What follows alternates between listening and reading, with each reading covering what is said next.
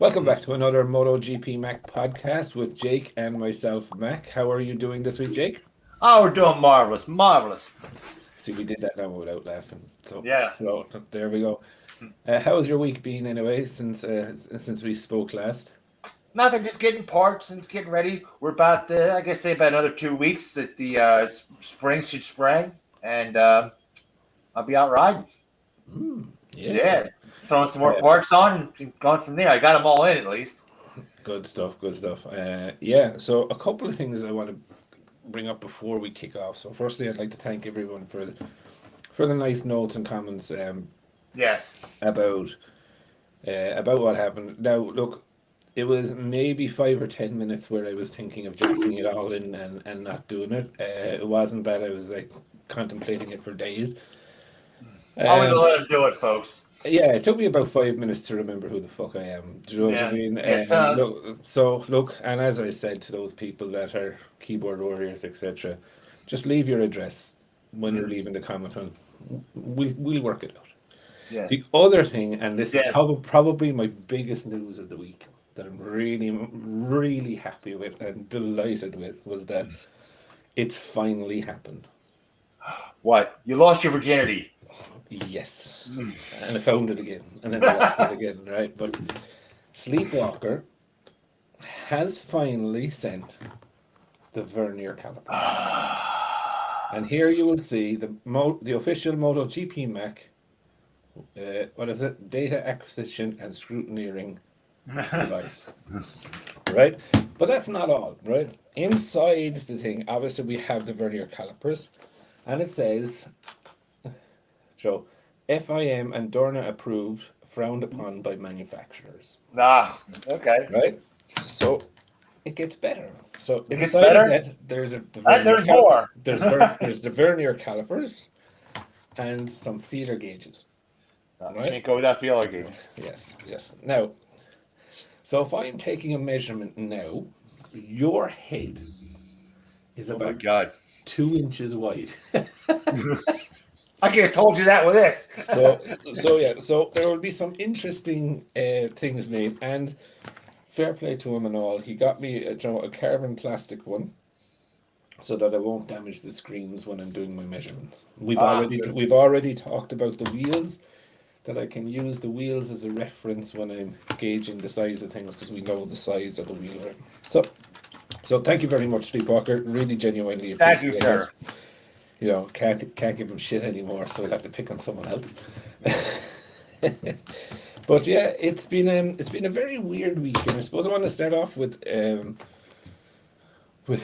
dear old Massimo Ravola and his latest statements giving out about the fact that Ducati have 8 bikes and Yamaha will only have 2 bikes on the grid for 2023, and he probably picked the most stupid fucking example that he could ever pick in his life. You know, when he mentioned that there is in the requirements, but that a manufacturer like Mercedes-Benz can support their own works team and 2 other teams with engines, gearboxes, rear suspension setups, etc.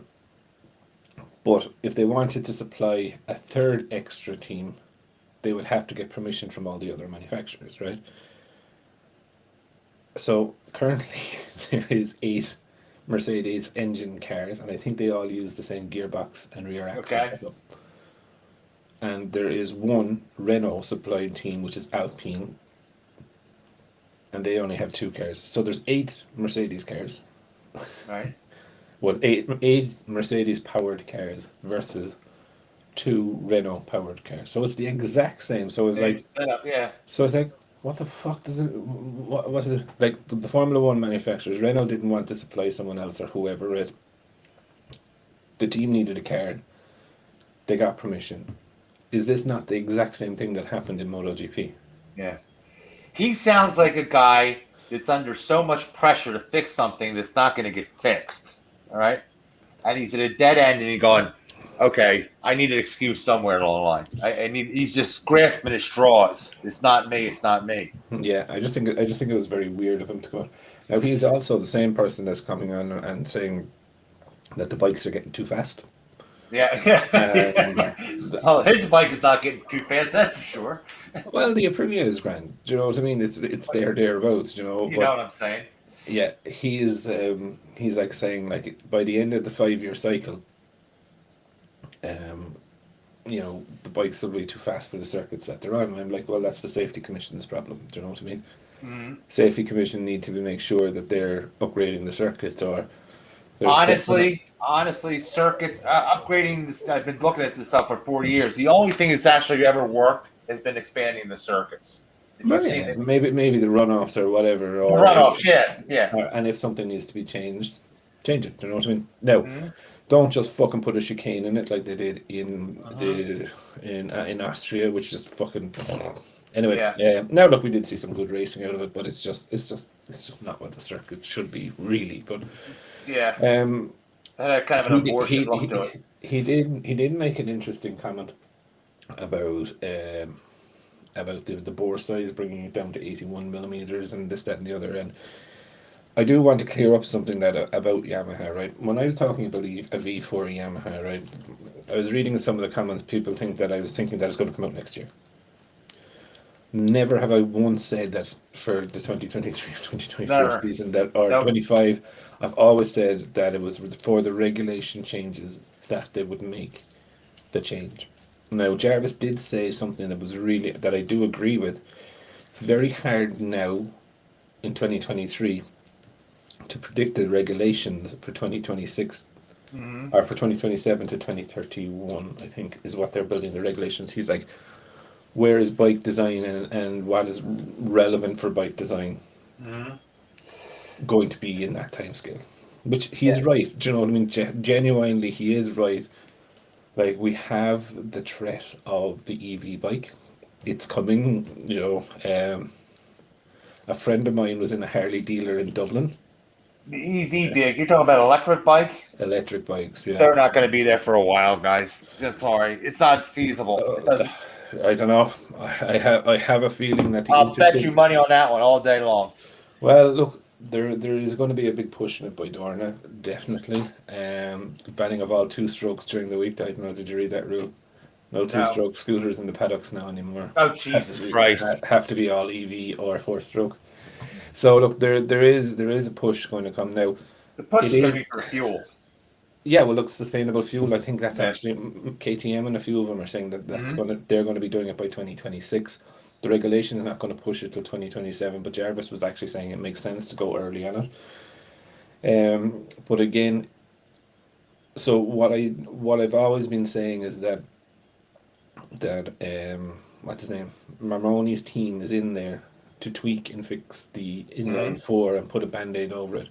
Now, Sleepwalker, I do believe is right, is that if they find something, just Yeah. say they do find something that gives them what they need, yeah, they would continue. And that, of course, that would make sense. But if they don't find something, or if, like, in the next 5 or 6 years, like Ducati and them will just pull away Roll over. on the V, and like even Honda, like, and my argument always is I know Yamaha have a massive uh, bank of data on inline four, right? 100%, Right? 100% agree in it, right? But for me, any new team that is coming went straight to V, and that was for And a reason. the reason being that inline four problem, okay, of the reciprocating mass has been around since for 40, 50 years. Yeah, but If they haven't fixed it in 40 years, how are they going to fix it now? They've tweaked the, it to the very end of it, the end of this development cycle, which I think is cool. I like to see the thing go on there. yeah, yeah, But you say, when is it? When it ends, it ends. It's just the way it is. It's just like you hit a wall. All of a sudden you can't fix it anymore. It becomes a physics problem, not an engineering problem. exactly. And look, that's where I think that things are going to be looking at. I think Sleepwalker is right. I think this year is a big year for the inline because I think at some point during this year they have to commit to Marmoni's team Mm-hmm. to either start the development.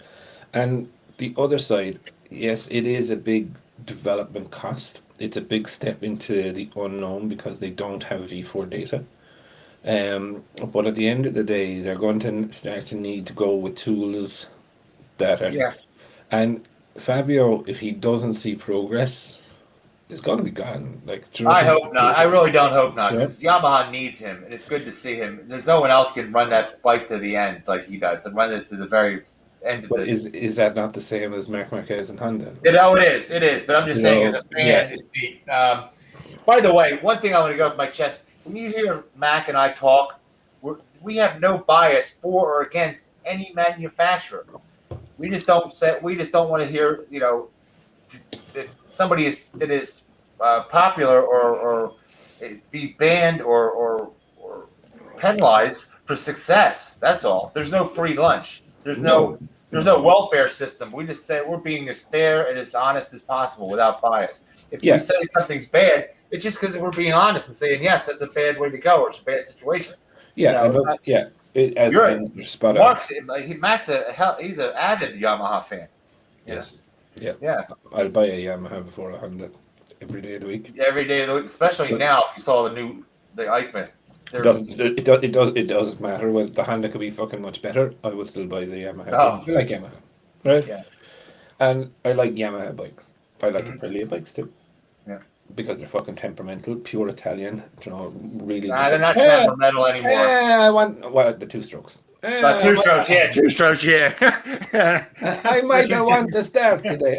Fuck off. I'm not too late. Yeah. So that was 20 years ago, though. You got to give him a break on that one. But that's why I fell in love with them, because they were temperamental. Anyway, and they're two strokes. Every two-stroke is temperamental, you know? Yeah. So now, the other thing that I was kind of thinking about, I wanted to kind of run past you on the show today, was like, we had Superbikes in Mandalika. Mm-hmm. And I have to say, right, when I was getting up yesterday morning to watch race 1 at 5:30 in the morning, right, I found myself saying, Jesus, I hope Bautista doesn't win. Right? Oh, yeah. I can see where your point's going, yeah. Right? And then I was like, when I was getting up, I was actually having I actually finished Marc Marquez all in last night. I didn't realize that I was actually only 1.5 episodes from the end when we were talking last week. Oh, okay. But I was sitting in the couch thinking and I was like, okay, he's won 4 out of 4. I hope the fuck he doesn't win 6 out of 6. Yeah, I thought that myself. And the reason I was thinking that is that there's a lot of media hype around Superbikes at the moment, and it's taking over from MotoGP, and MotoGP is in a bad place and whatever. And I was like, there's fucking going to be nothing worse than if your man wins every single race. Do you know what I mean? Yeah. If he wins majority of the races, and I was like, as I was sitting down on the couch, and I was like, going, Jesus, if he wins 6 out of 6, like, the people will actually flock back to MotoGP. That there will actually be different winners. Like, do you know what I mean? And and it's not. It's but not. He shouldn't be penalized. Ducati should not be penalized for being good. Not all this whining. It's not fair. No, they just made a better bike and a better Honda. Sorry. Just because you have a Honda in your garage doesn't mean they have to win. It's not a popularity contest. I know, but you know what I was actually thinking? I was like, I hope the fuck he doesn't win. Yeah. And I was like to myself, how long before Dorna come up with a fucking restriction for the Ducati? Yeah. Like, that's a bunch of shit. Look what it did to that poor Kawasaki. Oh man!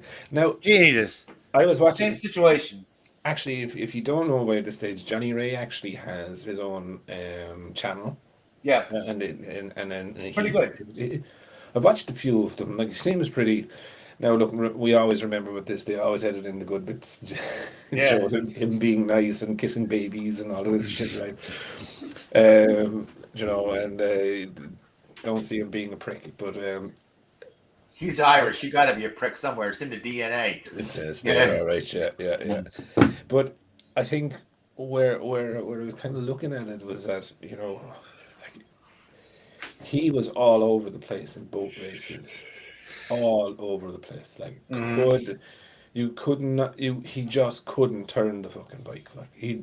And the commentator saying he can't get the traction down, but you could actually see him going through like the S's, like he was running deep into the S's. Just the bike wouldn't turn. It wouldn't feel him. And I was like, And you know my love for James Toseland at the moment. I was like, Right, yeah, fuck off.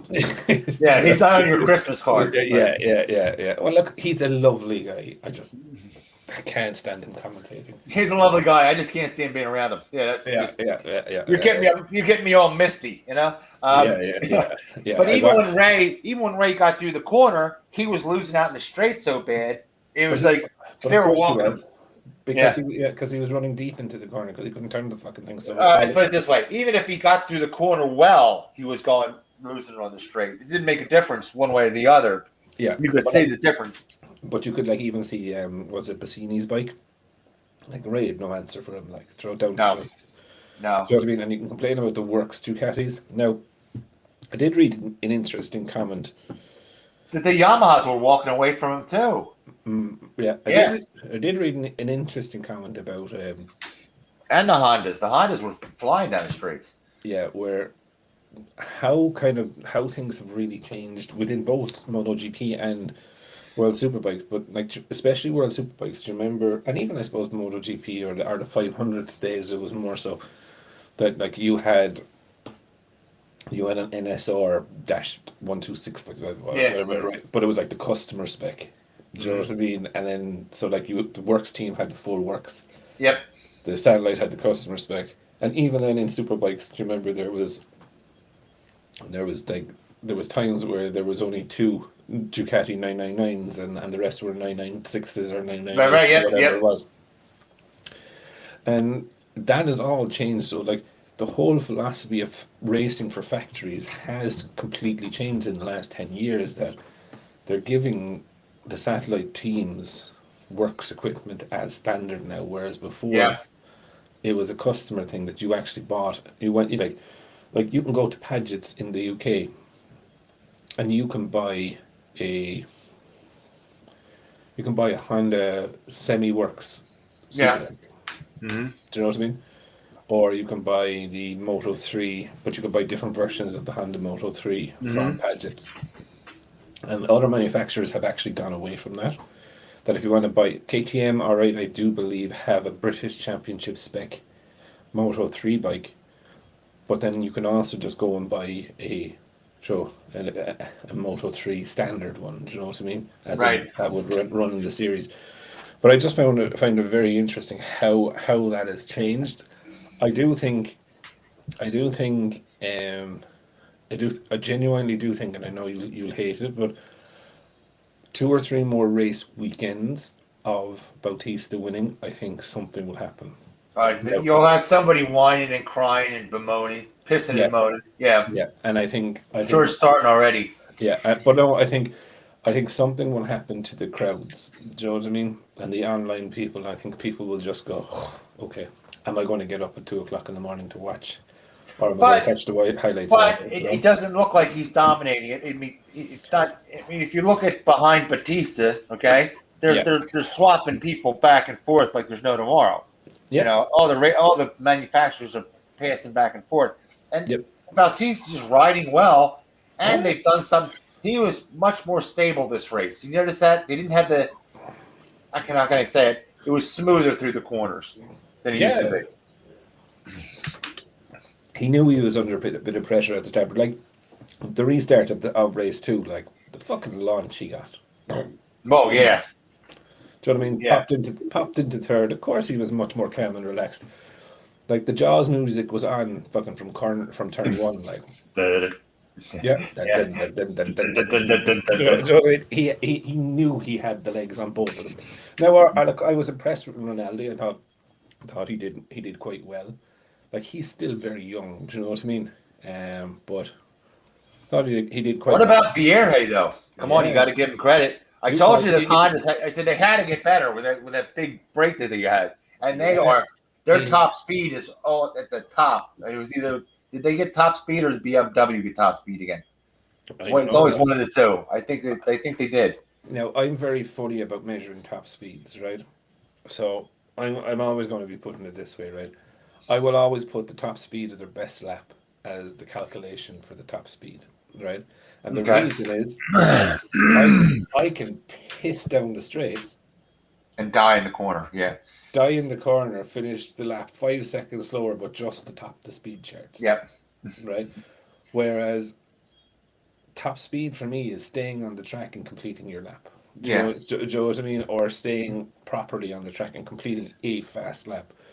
Because I know Bernie Ducati did, and he was right. Bernie Ducati did do 333 kilometers an hour down the main straight in Phillip Island, but on that lap he was like 2 seconds slower. So like he went. Oh, Do you know what I mean? okay. So that was so for me when I look at that, I don't class that as I call that as a headline hunting, not actually top speed. So a one straight wonder run. Yeah. Look, as Cal Crutchell says, I'm actually focusing on top speed for sure. The brakes or the speed trap is in the braking zone. But like for me, I think Vieira was really good. He put very much manners on Lacona, you know, and like I know maybe some people were looking at, oh look how high up he is. I was looking at, okay, he's there. Where's the other fella? Well, he's always been good. He's been underrated for since the get go. Yeah, I think Mickey Vandermark had a better. He crashed, I know, but he made a liar out of us. He did. He did, but I think he actually pissed Scott Redding off even fucking more. You see him thumping the fucking bike and screaming and shouting. Just like Scott Redding's always pissed off. It's hard to differentiate, you know. Yeah, but I just thought it was very funny that the commentators turned around and openly said in like weekend 2 of a I don't know how many race championship, we don't know what Scott Redding make with Ducati or with BMW for the rest of the season. Yeah, they reckon that and look, they're very German as well. Do you know what I mean? And they'd be very much like Honda. If you start dissing the bike, good fucking luck to you, pal. Do you know what I mean? It's not a fine. Like it's like we'll call to your house. You know. But the commentators were saying, "Well, Mark Scott Redding's very adamant, and he's angry, and he's screaming." And you start thinking to yourself, yeah, but what is it? He's always he's doing himself a disfavor when he starts screaming and yelling about everything. So you can't even say, is he in the right or is he in the wrong? You know what I'm saying? Yeah, exactly. I know that's the like for me personally, and it's nothing against Scott, but he always has an excuse or he always has something to moan about. It is never I was not fast enough today.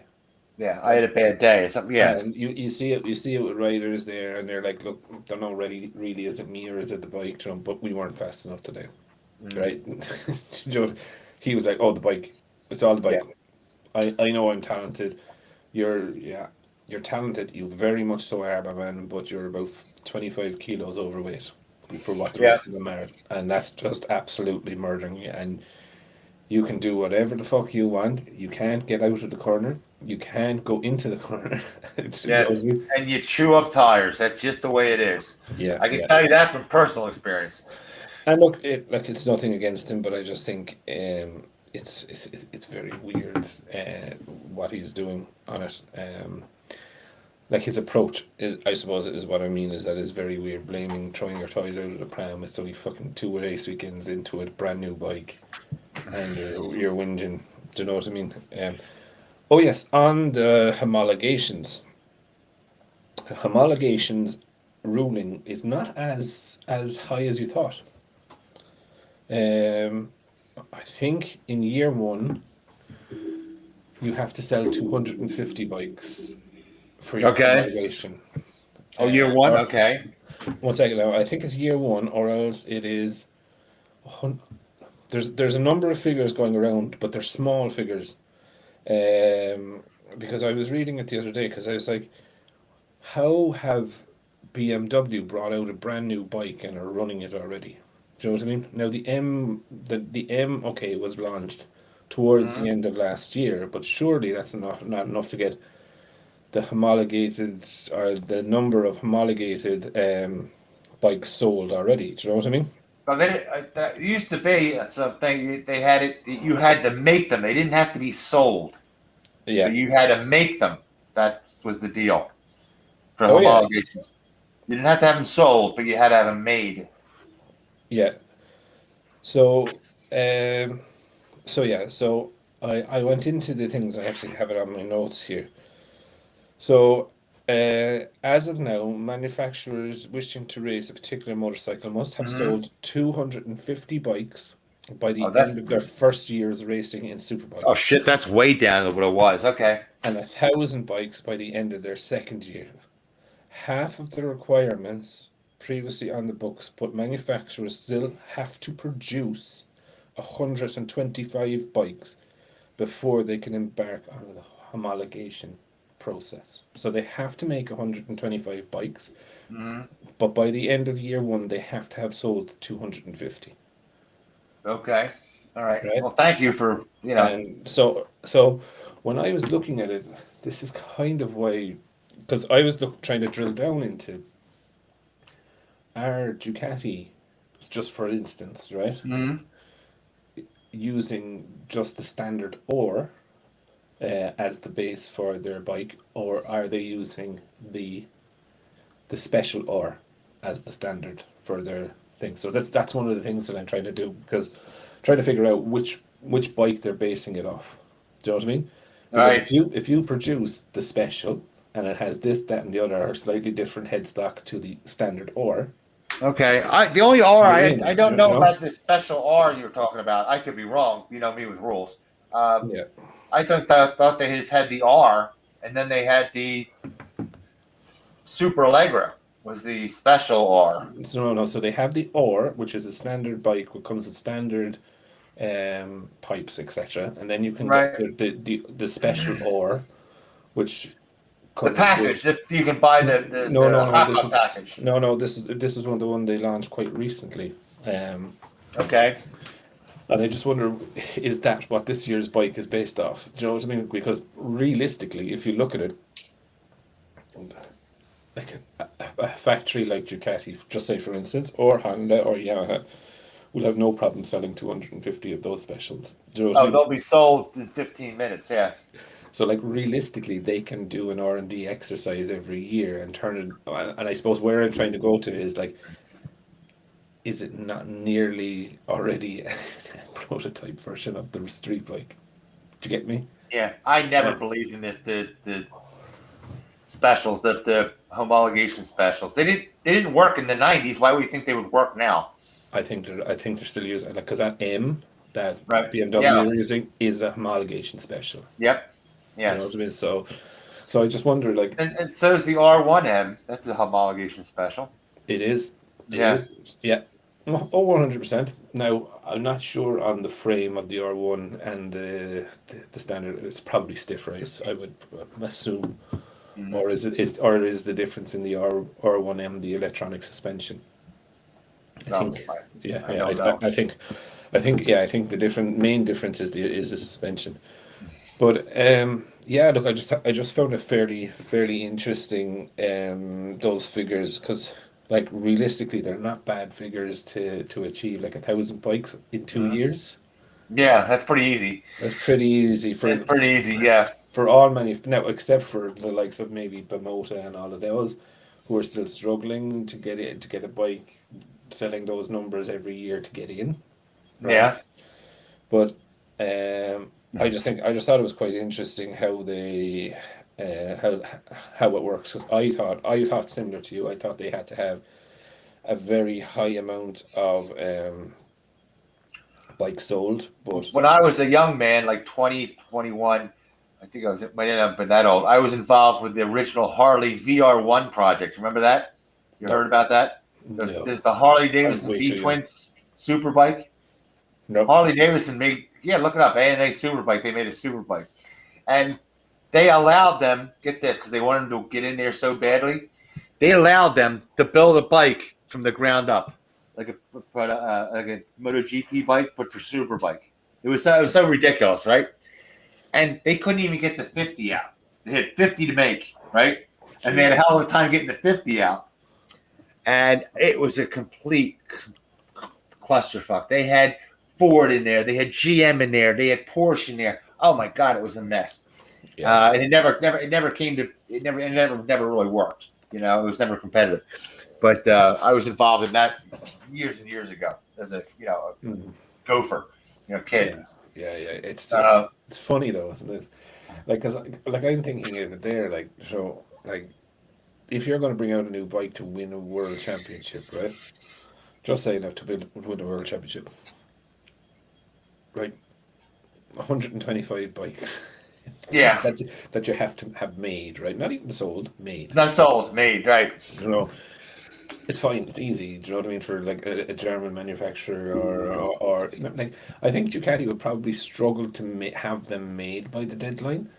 Do you know what I mean? But you know, you can have they can make them and sell them and whatever. And yeah, I just think it's dangerous ground where they're getting into if they're changing the bike every 2 or 3 years radically. Do you know what I mean? Radically, yeah. And I think Hey, that's changing the frame, that allowing Honda to change and BMW to change the frame is dangerous territory too.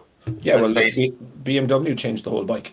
Do you know what I mean? Which is that's Oh fair yeah, enough. That's fair enough. They didn't even need to have the thing because they already had it changed. But in either case, Honda or BMW, to have allowed them to change the heads, the chassis is huge. I mean, Kawasaki must be doing backflips. They must be so mad. But that's where I'm trying to figure out: are they changing? Are they changing the headstock off the standard Fireblade or the homologation special chassis that they're doing? Is that chassis or headstock degree angle the same? Well, if you're allowed to change it, it wouldn't make a difference, though. Think about it. Yeah, but see, technically, they'd have to bring out a new bike to change that. So they'd have to build 250 more. Not if they're allowed to change it. If they're allowed to change it, no, they don't. But that's where, like, is it different versus the standard road bike headstock or the homologation? I know what you're saying. Are they changing it off of the homologation special, or are they changing it off the stock? Exactly. Yeah. But in that case, I don't think it makes a difference because you're changing it anyway. You are, but then that just lets us know which are they using homologation special. Yeah. Do you know what I mean? Because like for me, and look, you can call me granddaddy or whatever you fucking want to call me. Yeah. I think it should be based off your road bike. I do too. That's what the class is. Do you know what I mean? I do too. I do. It's not a homologation special class. It's not a. Yeah, I do too. Because to me, 125 is not enough. Yeah, do you know what I mean? It's just like, to me, they're just special prototypes that would never work on the road. Do you know what I mean? Yeah. So now Ducati sells so much of their high end bikes, they'd make it if it was 5,000 anyway. But you know, they would. Yeah. I think they would. But I suppose talking about kind of making it. Mr. Mir had some nice thoughts and conversations this week about that he can't afford to fail in Honda. I guess, yeah. That's like a retirement program because you don't make it in a second. You know, after that contract, you're done. Yeah, and it's for me. It's a very worrying phase. And before anyone goes in and says that you don't like Mir, I do like Mir. I think he's a great rider, and I'm definitely one that will back him up on his world championship. Do you know what I mean? A lot of people say, "Oh, he only won one race and this, that, and the other." He scored the most points. Fact. Yeah. It's not who won the most races during the year. Normally, if you do win the most races in the year, you are a champion. Yes, but you have to finish races too, and I think that's why they picked him. They wanted somebody at least that was consistent that stays on the bike. Mm. Now, where I get worried about Mir is front end feel. that doesn't fucking have any front end feel. Every rear end feel. I just got Moto Course, right? Yeah. And if you think we're rough, folks, you should read Moto Course. I mean, they're brutal. It doesn't have front end feel. I mean, when these riders, when they speak to their interviewers, I guess they know Moto Course is not coming out to the following year. So they were just pouring out like, this bike sucks. It doesn't have front end feel, rear end feel. Not I can quote, not one aspect does this bike work. They went down a list. You know, when somebody goes down the list, they're really frustrated. Yeah. Oh yeah. Listen, and like you can hear it from Mark in his documentary. He was saying there when, especially about the Valencia test, he stopped riding and he is like.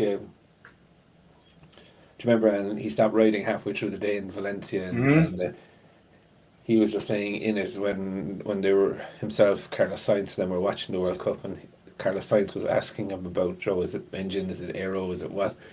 And he's like, well, look, I rode the bike for half the day. I asked, were other people going to try this? And they were like, no. And he was like, well, I'm not going to draw. I don't want to ride it. Yeah. so I was like, I was just sitting there going, oh, Jesus Christ, can you imagine it? But now. And you know that statement was written the last one that I love Honda. I have faith in Honda. Was purely written by Honda. His English isn't even that good. You can just see somebody handing him the script as he was reading it. You know what I mean? Because I think he has to do a certain amount of PR. I do believe he has a certain amount of belief in Honda, because you have to, right? Yeah. Even like if you go into a season thinking, "Oh fuck," this is over, right? Or this is not going to get any better. This is a nightmare. Then you probably really hurt yourself during the season, because you'll be probably nodding off, right? And he is a competitor, right?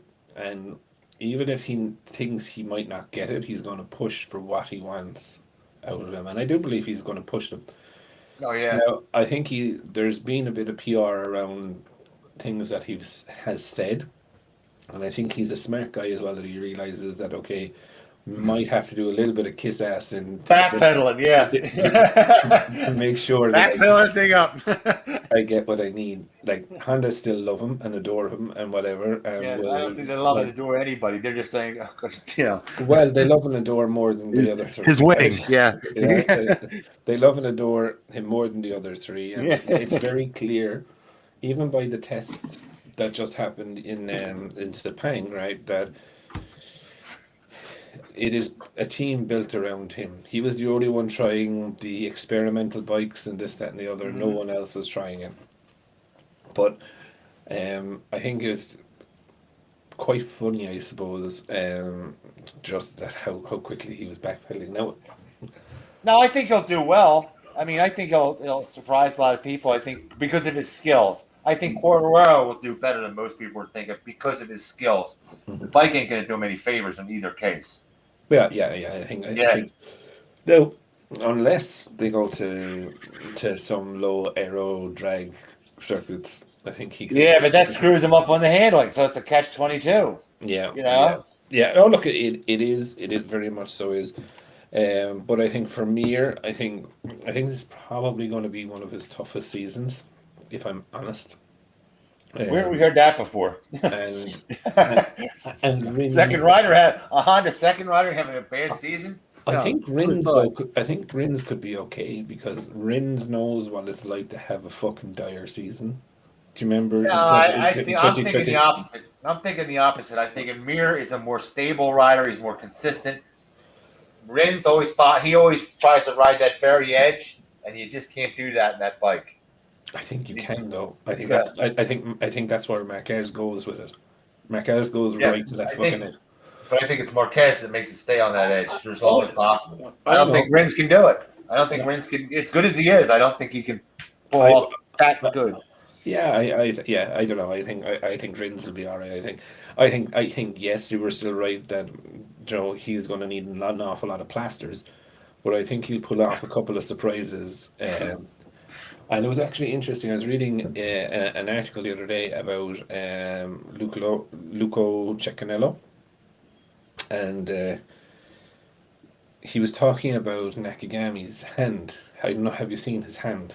It is fucking disgusting. I remember it got all busted up. But... Yeah, it is fucking horrible. And he had to have 2 surgeries on it. And Cecchinello actually blames himself for allowing Nakagami to race in the Japanese Grand Prix. It's not his fault. You can't stop somebody. As a team manager, you can. Well, he was like, I looked at his hand. I knew it. Like, he was like, I knew his hand wasn't right. I knew it was going to cause issues, and I still let him race. So he was like, and I agree with like these riders. Sometimes you have to save them from themselves. They're like boxers. They are a lot like boxers. Yeah. But it was just, I just thought it was kind of a real weird one that he did come out with, and he was saying, Joe, that because like he blames so I suppose the further damage on himself for letting him ride. Now, look, of course, it was, he hadn't raced at home in what, 2 years or 3 years. Mm-hmm. He was excited to race at home in front of his Japanese fans. He also didn't know at the time whether he was actually going to be back. So this could have been his last chance to race MotoGP in front of his home fans, I think. So I get it, but I just think sometimes there has to be these things like Lorenzo. Do you remember years ago he crashed on the Thursday in Assen? He was back the Saturday or Sunday or whatever. Great heroic story and whatever, and he was just very lucky he didn't fucking completely damage himself. Do you know what I mean? But especially with those pins. Didn't you? Even like Schwantz used to do it all the time. You go, if it's pinned together, you fall again. It's already shattered once. What's it going to do? Well, what are those pins going to do to all the bones they shove through them? Yeah, sure. Remember Mark Marquez did that. Riding around a couple of days after he broke his arm wasn't ideal, and then he broke it when he closed the sliding door. Now, he's still sticking to that story, I reckon. But like what he has said is that he did weaken it riding MotoGP, and then obviously that happened. But I thought it was an interesting concept. Mir, I'll be honest, I'm very worried about him this year. I think Mir is a little bit more susceptible when things are going wrong, to pull the head out of it. Rins kind of showed us that he had a fucking pathetic 2020, and he came out then 2021, and he and 2022. Was it 2021? 20, yeah. Mir won it in 20, yeah. So in 2020, Rins Rins couldn't even fucking just hold the bike up. Do you know what I mean? He just kept crashing. And then the 2021 and 2022, he was brilliant. Do you know what I mean? So I like that. I was in a vision, the guy going, God damn it. The young kid trying to fucking bike for his first time. Yeah. But how'd you stop this? You just fall over. And then I suppose for me, in the next seasons, I think it's going to be the most fun battle is between Bastianini and Bagnaia. I know. I'm like, how soon is this going to turn into a fucking when he was putting the whole title on the line, put it at risk, Bastianini, do you really think he's going to go start the 23 season and go, oh, I'll just let you through? Yeah. Right. Yeah, come on. Can you imagine it? Yeah. Let that go past. Yeah, go ahead. Fuel mapping 63. He's bashing into him, and the title's on the line. Like, you're going to really, go ahead. Yeah. I don't mind. Yeah. Well, look, there's a couple of stories around that. Firstly, during the season, obviously he wanted to show that he was of standard to get into the factory team, and you can kind of go, okay. But apparently his manager went to Ducati and said, okay, pay us third in the championship. Yeah. And we'll play ball. That's ridiculous. That's like burning bridges, isn't it? But sure, he had Ducati by the ball. Sure, they needed him. Who were they going to put in there? Martin? The difference between you can have somebody by the balls, okay? But what happens when they turn on you? Now, what happens when they have that memory of, oh, you remember when you stuck it up my ass? Okay, well, guess what? Yeah, but you see, and this is what I find very unique, right? Even Carlo Espinosa from Dorna, the manager that gives him shit, it's not about the rider. Do you know what I mean? It's him getting his shit. So if things turn south, the manager would probably turn around to Bastianini and say, it's probably time to get a new manager. Otherwise you're going to be screwed. You know what I mean? And he absolutely does not give a fuck. He was what's his name? Because he wasn't apologetic. You're putting the title on the risk. He's like, yeah, but I want to win. He's dumb as a stone. It's him and Marquez. They're just not the sharpest tool in the shed. Yeah, and actually, that's what came across in Marquez All In. There's a bit of being detached from reality there. Do you know what I mean? Very much so detached from reality. it's only racing and nothing else really, which is fine. But it was a difficult watch to watch the whole lot of it. I'll be very honest. I liked when they had Bastianini. They were talking about setup because I know nothing about setup. They just tell me there's the bike and I go. Yeah, I don't know. Yeah, there it is. Point it. Don't touch any buttons. You just ride. Grip it and rip it, like, do you know what I mean? And that's proper old school, like, do you know what I mean? Do you know what I mean? You've no fucking gadgets. You've no fucking. He probably comes back in the pits and says, "How's the bike?" He goes, "It's going clockwise." I watched qualifying or practice for Formula One during the week or whatever it was, and they went on the radio to Sergio Perez. And they were like, "Menu 17, item 6, position 12, radius 4 or what?" And I was like, "God, your man's fucking flat out around the corner here, like there you are, and you're barking for." Now I know this is probably maybe 15 seconds delayed from when it was actually happening, but can you imagine someone talking to you? You're flat out. Yeah. Do you know what I mean? And you're trying to scroll through them and still go 200 miles an hour. Yeah. Do you know what I mean? They're just like, come on. And I think it was interesting. We have testing coming up this week, Friday and Saturday, so we will be showing it live. Yeah. Whatever way we can. Come on in and subscribe. Get us up there. 10,000 subscribers. That's the goal. Yeah. Let's try and get there. What are we going to see? Do you think? What'd you say? What do you think we're going to see this week in testing? Honestly, same as before.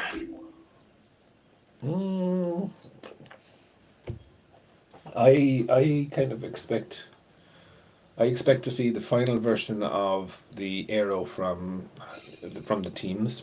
I'm really interested to see what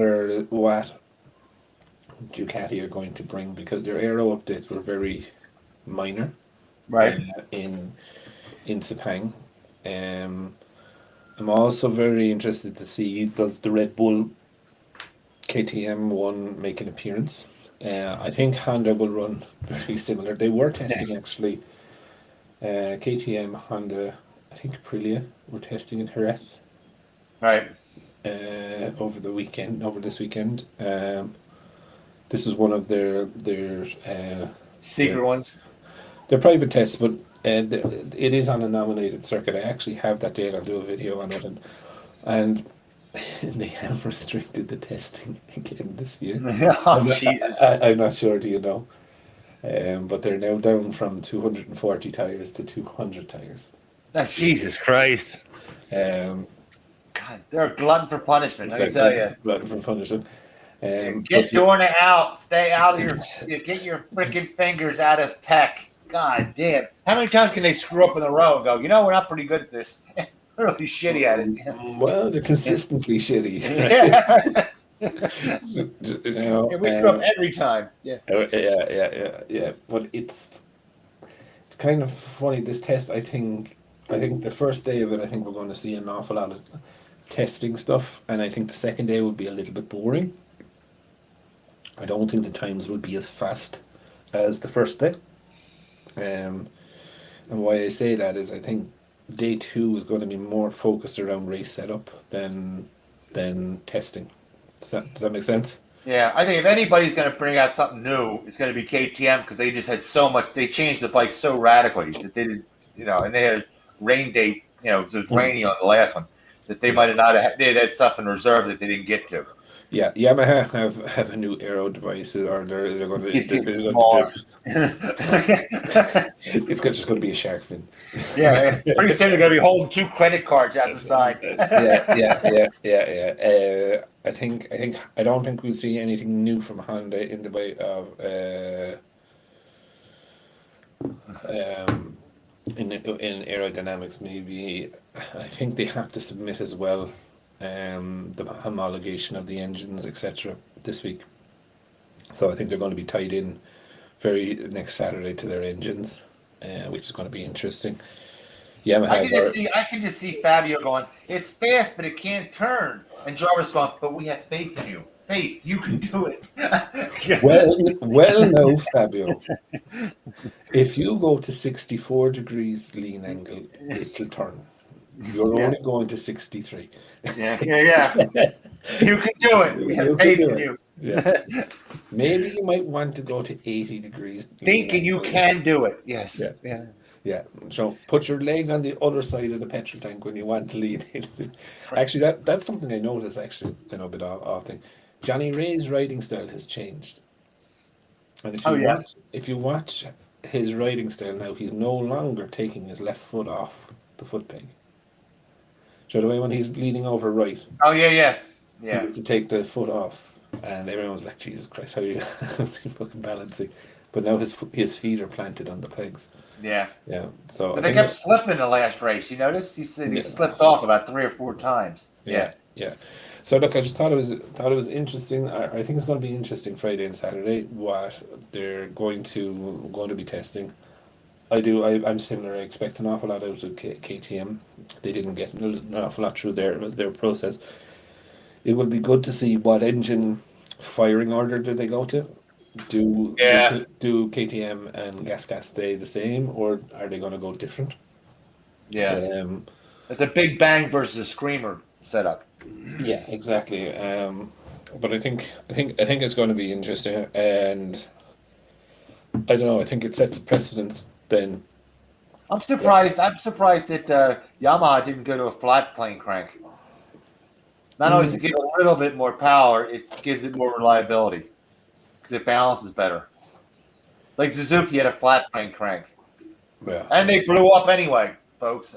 Don't kid yourself. Yeah, keep saying it over and over again. People ain't getting it. Yes, they did blow up. Yes, they Why did. can't they use Suzuki? Because they blew up too. Yeah, well, yeah. And look, I definitely think all right though for Yamaha. I think 2020 is a big year for the inline. No, look, Marmoni is a genius, and I know people always say, "Oh yeah, but he's Formula One."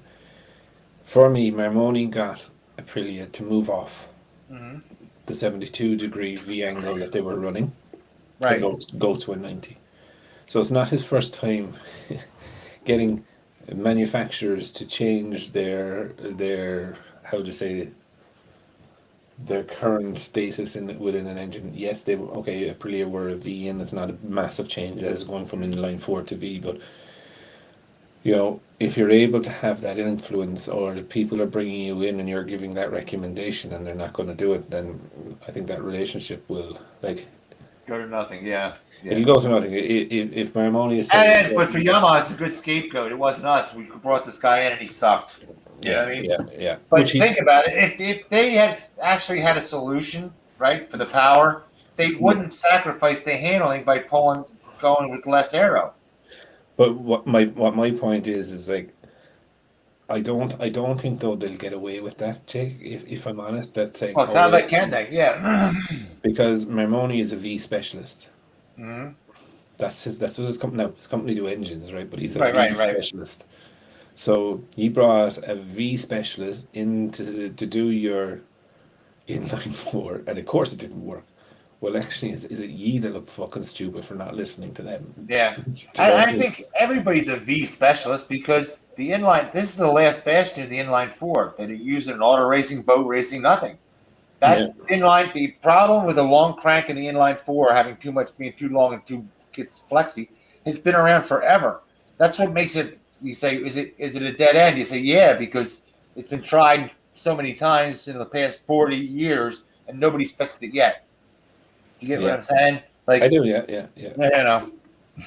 But I just think it's quite interesting how they brought him in, and look, every dog in the street knows it's going to be a massive investment, but they're not starting off from nothing. Like, these guys are already have a working engine in the paddock. Right. Do you know what I mean? They have a working MotoGP engine that they were involved in. They changed the concept for the manufacturer for certain reasons. It's not as if they're starting off with a blank sheet of paper and going, well, this is a V. Yeah. And there's a lot of V. It's not like there's not a lot of V designs out there. They're all V. So, It's not like you're starting and saying, well, let's make a rotary. Well, who makes a rotary? No one. We're doing it for the first time. Right. It's not. It's not. It's common. it's not a full blown R&D project of what is a V and understanding the angles Yes. and all of it. Like this team already have the angles worked out, what gives you a long lead life and development, chassis, this, that, and the other. So I think it's very interesting. Yamaha ran V engines for 20 years. The two strokes, so it gives you some indication. So yeah. I think it's something, but it's not going to come this year or next year. Let's be very, very real in this. I've always said this. That engine will be in development for 3 or 4 years before it sees the light of fucking day. Do you know what I mean? Or that we even know about it. Like that engine will be testing. While not on MotoGP rubber, that's not what the test is about. The test is about making sure the fucking engine is durable when it's banking over and this, that, and the other. Do you know what I mean? That they can't do on a dyno. And that will be running around some track in backhole fucking Japan somewhere for months. Well, at least they'll be right there with Honda, because the insiders are all saying it's going to take 3 years minimum for Honda to catch up and be competitive. So they'll both come out together. I think so. Yeah, I think that's just being fair to Honda. Do you know what I mean? Give them time to understand where they are, and then give them time to figure out how to undig the hole. Do you know what I mean? That they're in. So when they came out with no aero, I was just like, my mouth hit the ground, going, "Oh my god, they don't have a base setting yet." Forget the aero; they don't have a base setting yet for the direct chassis. Yeah, I was like, "Oh shit, they're so far back." But they did do better in World Superbike. I called that one. I'm like the bike whisperer. Yeah. The bike whisperer. Other than that, we do have some guests that did contact us actually and say that they're interested in coming on, so that'll be great. So I have to gonna have to configure the screen to make 3 of us fit, or 4 of us, or whatever it is.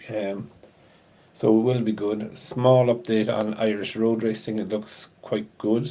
There's personal injury insurance now being made available, which is half the battle. People are now insured to crash. So hopefully that'll go on. But we will be live for the Portimao tests. We'll keep the eyes open, ears peeled for what's going down. I think that's all from me this week. Anything else you want to go through, Jake? No. Maybe I'll bring a girl on, an old girlfriend. At least be somebody to look at, You sound like your man from Bastianini's manager. I don't know, did you see him? But recently there, he was fucking... He was like old school motorbike racer, do you know what I mean? Yeah. He was taking pictures of skirts of fucking trolley dollies and all of this. Just like, oh my god! So in today's world, I'll bring us that topless chick on. Hey, no guys. Yeah, and it's just like zero fucks given, do you know what I mean? But for today's guest is going to be Angel and her girlfriend Crystal from Crystal's escort service. Anyway, radio. Thank you everyone for listening to us, our ramblings today, and we'll see you again next week. Take it easy, folks. From the most politically incorrect MotoGP channel on the internet. Well, I'd say we're number 2 in that. I can think of one other one. Anyway, see you later, folks. See ya.